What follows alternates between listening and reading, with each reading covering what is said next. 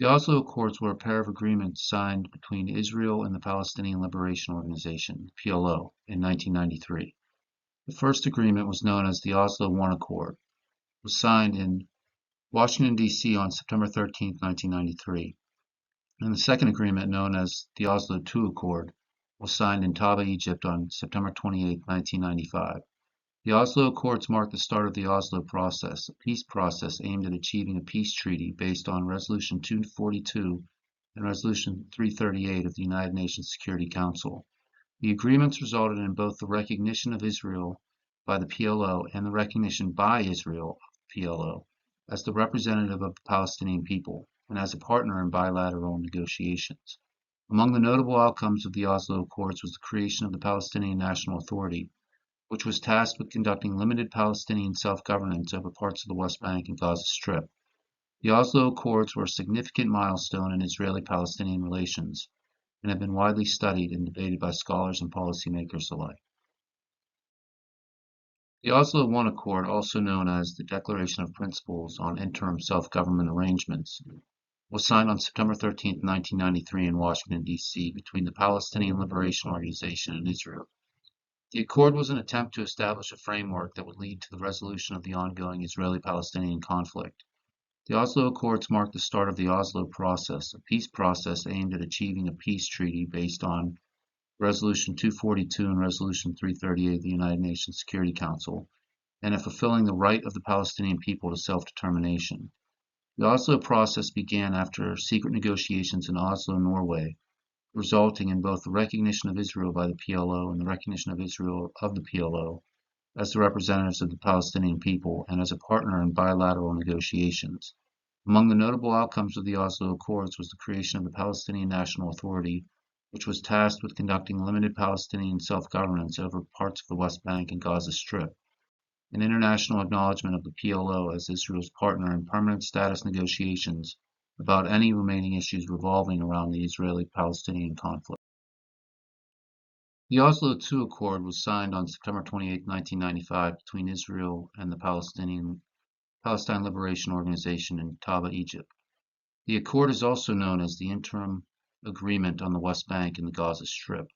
It was a key and complex agreement in the Israeli-Palestinian peace process and envisioned the establishment of a Palestinian interim self-government in the Palestinian territories. The Oslo II Accord divided the West Bank into three areas, Area A, Area B, and Area C. Area A was placed under full Palestinian control, Area B was placed under Palestinian civil control and joint Israeli-Palestinian security control, and Area C was placed under full Israeli control. The accord also provided for the redeployment of Israeli military forces from Palestinian territories. The accord created the Palestinian Authority, which was given some limited powers and responsibilities in Area A and B. The PA was also given a prospect of negotiations on a final settlement based on Security Council Resolutions 242 and 338. The accord was officially signed by Israeli Prime Minister Yitzhak Rabin and PLO Chairman Yasser Arafat in Washington, D.C., witnessed by the U.S. President Bill Clinton, as well as by representatives of Russia, Egypt, Jordan, Norway, and the European Union. The Oslo II Accord was a significant milestone in Israeli-Palestinian relations. It detailed the expansion of Palestinian self-rule to population centers other than Gaza and Jericho. However, it also faced criticism from some quarters for not addressing issues such as Israeli settlements in Palestinian territories, for not providing a clear path to a final settlement. In conclusion, the Oslo II Accord was an important step towards resolving the Israeli-Palestinian conflict. It created the Palestinian Authority and divided the West Bank into three areas. However, it also faced criticism for not addressing some key issues. The accord marked another milestone in a peace process that has been widely studied and debated by scholars and policymakers alike. Here are some quotes from Prime Minister Yitzhak Rabin on the Oslo Accords. "We say to you today in a loud and clear voice, enough of blood and tears, enough. We have no desire for revenge. We harbor no hatred towards you. We, like you, are people who want to build a home, plant a tree, to love, live side by side with you in dignity, in empathy, as human beings, as free men. We are today giving peace a chance and again saying to you in a clear voice, enough. I believe that the security of the State of Israel the aspiration of the Jewish people for peace and the historic opportunity that has arisen should be seized to reach an agreement that will safeguard the future of generations to come.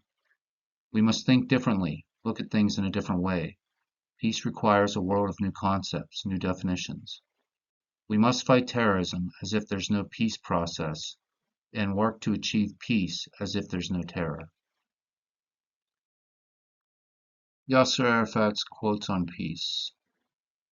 Well, as hard as I tried to look, unfortunately there are none.